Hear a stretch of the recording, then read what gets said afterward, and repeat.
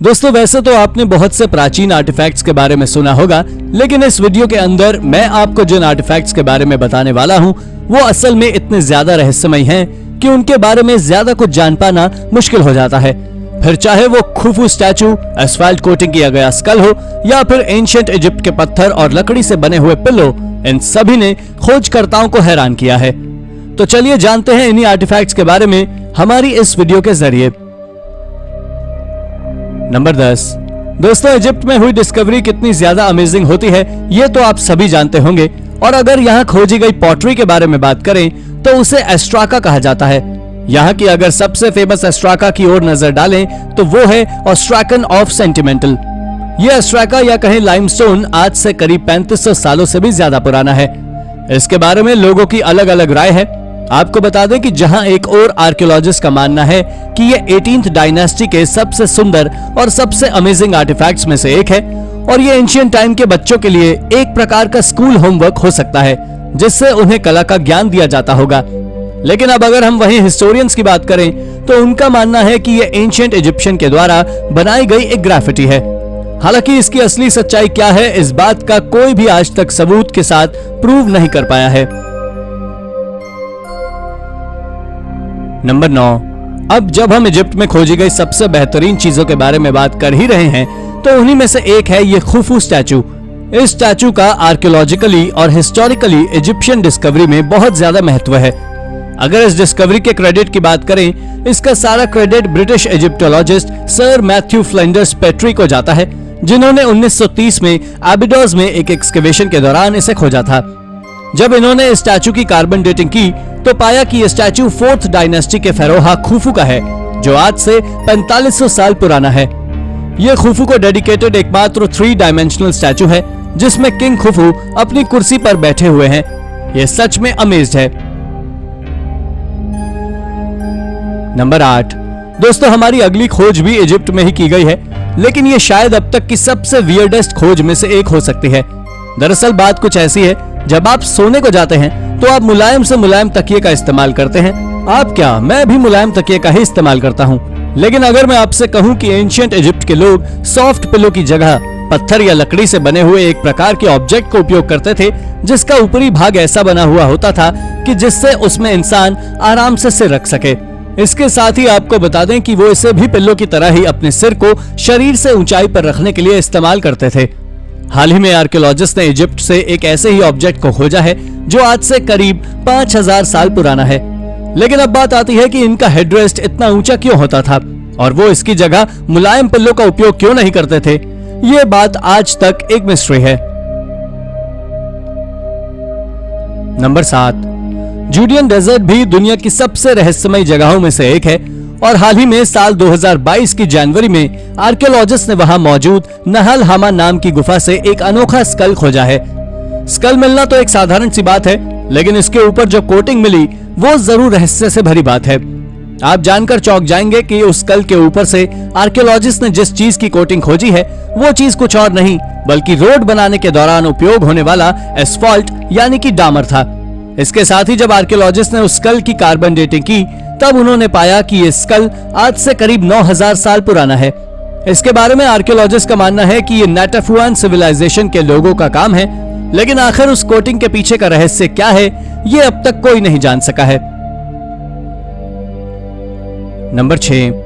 Ancient Egypt के लोगों ने कई अलग अलग कल्चर्स को कई अलग अलग चीजें सिखाई थी, क्योंकि आज आर्कियोलॉजिकल डिस्कवरीज के दौरान इनके जैसी चीजें हमें दूसरे कल्चर में भी देखने को मिल जाती हैं। और उन्हीं में से एक कल्चर यूक्रेन में आज से 2000 साल पहले रहा करता था, क्योंकि साल 2021 के दौरान जब यूक्रेन में H31 हाईवे के कंस्ट्रक्शन का काम चल रहा था तब वहां से आर्कियोलॉजिस्ट को स्कैरब्स मिले थे। दोस्तों वो स्कैरब शेप पेंडेंट देखने में ऐसे मालूम हो रहे थे कि जैसे इसे सर्मेशियन कल्चर के द्वारा बनाया गया हो। इसके बावजूद कि ये उस कल्चर से जुड़ी हुई पहली ऐसी खोज थी। और इन आर्टिफैक्ट्स के इजिप्ट से कनेक्शन की बात करें तो ऐसा इसलिए था क्योंकि इन आर्टिफैक्ट्स में इजिप्शियन पीपल के द्वारा उपयोग किए जाने वाला एक ब्लू इजिप्शियन फैन मौजूद था। लेकिन आखिर ये वहां कैसे पहुंचा इसका खुलासा अब तक कोई नहीं कर सका है। नंबर 5। ये तो आप सभी जानते ही होंगे कि वाइकिंग्स नॉर्थ अमेरिकन कॉन्टिनेंट पर कोलंबियन पीपल के बाद आए थे। इसका अनुमान कनाडा के न्यू फाउंडलैंड में खोजी गई एक ओल्ड वाइकिंग्स विलेज से लगा है। इसके साथ ही एक बात और इसका सबूत देती है और वो है वाइकिंग एरा का रूना स्टोन। दरअसल ये एक बहुत विशाल स्टोन है जिसे ओलफ ओल्सन ओमेन के द्वारा साल 1893 में अलेक्जेंड्रिया माइनसोटा में पेड़ों की सफाई करते वक्त खोजा गया था। इस सैंडस्टोन का वजन लगभग 200 पाउंड से भी ज्यादा का है, जो वहीं एक पुराने वाइकिंग एरा के दौरान बनाए गए कमरे में मौजूद था। इसके ऊपर कई तरह की कार्विंग्स भी बनी हुई है, जो इस बात का सबूत देती है कि वाइकिंग्स 1392 में वहां पहुंचे थे और आज उस स्टोन को केंसिंगटन रूनस्टोन नाम से जाना जाता है, जो 25 फीट ऊंचा है।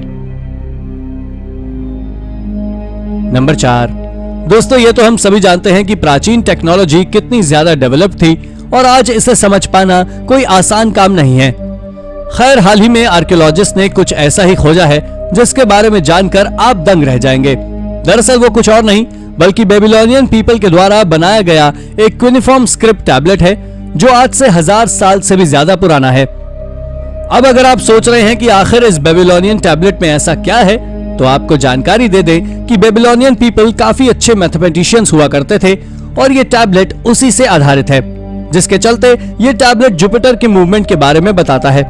ये बात साल 2016 में ही आर्कियोलॉजिस्ट को पता लगी थी कि ये टैबलेट इतने काम की चीज है। आपको बता दें कि ये टैबलेट 14वीं सेंचुरी में बताए गए जुपिटर के मूवमेंट के पहले तक जुपिटर के मूवमेंट के बारे में सबसे एक्यूरेट डिटेल देता था। ये एंशिएंट टेक्नोलॉजी वाकई गजब थी। नंबर 3। इस पत्थर को ईस्टर्न टेनेसी में एक बरियल माउंट से साल 1889 में खोजा गया था।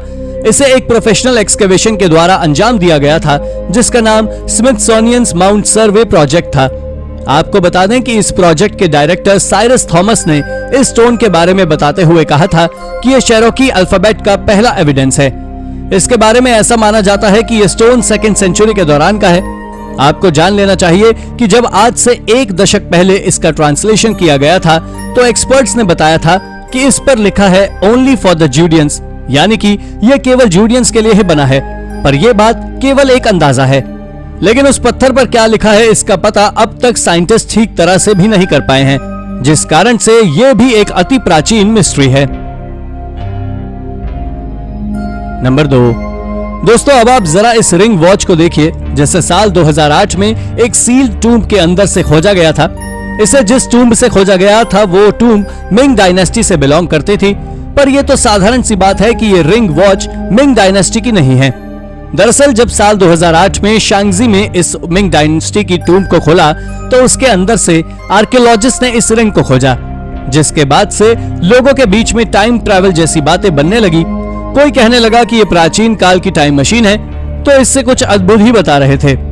लेकिन आर्कियोलॉजिस्ट ने इस वहम को दूर करने के लिए बताया कि यह रिंग वॉच 1990 की बनी हुई है, जो या तो कब्र को बंद करते वक्त किसी वर्कर्स के हाथ से गिर गई होगी, या फिर यह किसी चोर की हो सकती है जो इस टूम्ब से आर्टिफैक्ट्स को चोरी करने आया होगा।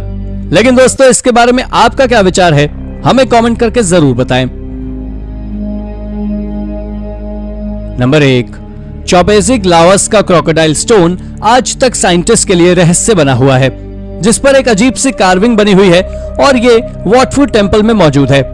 ये टेम्पल 12वीं सेंचुरी के दौरान बनाया गया था, लेकिन ये स्टोन यहाँ 5th सेंचुरी से मौजूद है। दरअसल इसका नाम भी इसके ऊपर बने हुए कार्विंग्स को देखकर ही रखा गया था, क्योंकि इसके ऊपर बनी हुई कार्विंग देखने में एक क्रोकोडाइल की तरह ही नजर आता है, जिस कारण से इसका नाम क्रोकोडाइल स्टोन पड़ा। दरअसल इसकी मिस्ट्री ये है, इसके बारे में भी लोगों की दो राय है। किसी का मानना है कि इस स्टोन पर जो कार्विंग मौजूद है वो इंसानों के द्वारा बनाई गई है, तो वहीं दूसरी ओर लोगों का मानना यह भी है कि वो कार्विंग नेचुरल है।